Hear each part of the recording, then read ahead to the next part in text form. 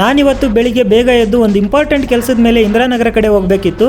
ಅದಕ್ಕೆ ಬೇಗ fresh up ಆಗಿ ಮನೆ ಪಕ್ಕದಲ್ಲಿರೋ ಕೆರೆ ಸುತ್ತ 2 ಕಿಲೋಮೀಟರ್ ಲೈಟಾಗಿ ವಾಕ್ ಮಾಡಿಕೊಂಡು ಬಂದು ಸ್ನಾನ ಮಾಡಿ ಪೂಜೆ ಮಾಡಿ ತಿಂಡಿ ತಿಂದು ಮನೆ ಬಿಡುವಷ್ಟರಲ್ಲಿ ಗಂಟೆ 9 ಆಗಿತ್ತು.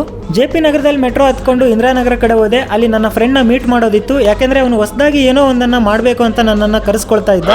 ನಾನು ಬರೋದು ಲೇಟ್ ಆಗುತ್ತೆ, ನನ್ನ ಆಫೀಸಲ್ಲಿ ವೇಟ್ ಮಾಡು ಅಂತ ಆಫೀಸ್ ಕೀನ ತನ್ನ ಫ್ರೆಂಡ್ ಕೈಲಿ ಕೊಟ್ಟು ಕಳಿಸಿದ್ದ. ಆಫೀಸ್ ಒಳಗೆ ಹೋಗ್ತಿದ್ದಂತೆ ನನಗಂತೂ ತುಂಬ ಪಾಸಿಟಿವ್ ಥಾಟ್ಸ್ ಬರೋದಕ್ಕೆ ಶುರುವಾಯಿತು. ಯಾಕೆಂದರೆ ಅವನು ಅಷ್ಟು ನೀಟಾಗಿ ಇಟ್ಕೊಂಡಿದ್ದ. ಏನಾದರೂ ಕ್ರಿಯೇಟಿವ್ ಆಗಿ ಮಾಡೋದಕ್ಕೆ ಬರೆಯೋದಕ್ಕೆ ಇಂಥದ್ದೊಂದು ರೂಮ್ ಇದ್ದರೆ ಎಷ್ಟು ಚೆನ್ನಾಗಿರುತ್ತೆ ಅಂದ್ಕೊಂಡು ಅಲ್ಲೇ ಸ್ವಲ್ಪ ಹೊತ್ತು ಕಾದೆ. ಹಾಗೆ ತನ್ನ ಸಿಸ್ಟಮ್ನ ಯೂಸರ್ ID ಪಾಸ್ವರ್ಡ್ ಹೇಳಿ ತನ್ನ ಪ್ರಾಜೆಕ್ಟ್ನ ಒಂದ್ಸಲ ಚೆಕ್ ಮಾಡೋಕೆ ಹೇಳ್ದ. ನನಗಂತೂ ಏನು ಅಂದರೆ ಏನೂ ಅರ್ಥ ಆಗಲಿಲ್ಲ.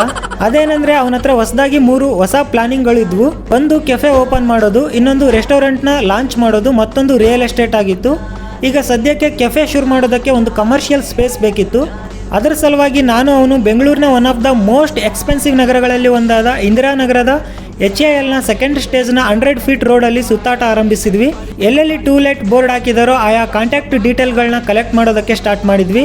ಅಲ್ಲಂತೂ ರಿಚೆಸ್ಟ್ ಪೀಪಲ್ಲು, ದುಬಾರಿ ಬೆಲೆ ಬಾಳುವ ಕಾರುಗಳು, ಪ್ರಪಂಚದಲ್ಲಿ ಬ್ರ್ಯಾಂಡೆಡ್ ಅಂತ ಕರೆಸಿಕೊಳ್ಳುವ ಎಲ್ಲ ವಸ್ತುವಿನ ಶಾಪುಗಳನ್ನು ನೋಡಿ ಅವರ ಜೀವನಕ್ಕೂ ನಮ್ಮ ಜೀವನಕ್ಕೂ ಕಂಪೇರ್ ಮಾಡಿಕೊಂಡು ತುಂಬ ಮಾನಸಿಕ ಆದೆ. ದಾರಿಲಿ ಹಳೆ ಕಾಲದ ಕ್ಯಾಮ್ರಾದಿಂದ ಹಿಡಿದು ಈಗಿನ ಟ್ರೆಂಡ್ ಕ್ಯಾಮ್ರಾಗಳನ್ನು ಅಲ್ಲಿ ಸೆಕೆಂಡ್ ಹ್ಯಾಂಡಲ್ಲಿ ಮಾರೋದಕ್ಕೆ ಇಟ್ಟಿದ್ರು.